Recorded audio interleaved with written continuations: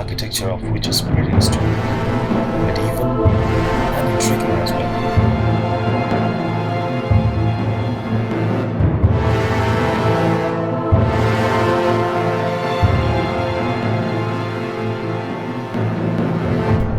So, on a rainy day, we decided to have a look around it.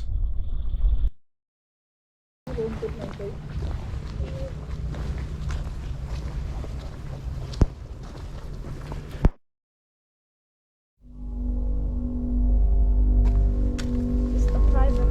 Yeah, the private burial ground. Hold on, does that mean it's haunted?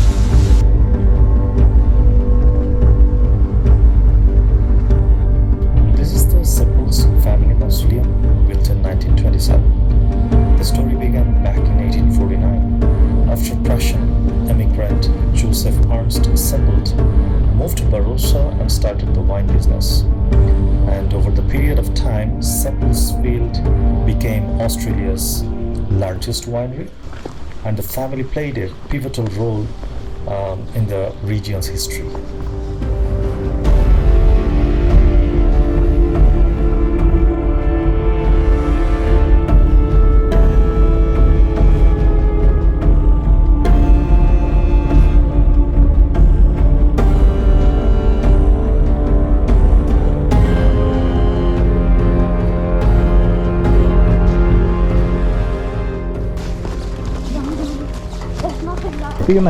Bodies of second generation of the family are buried in this mausoleum.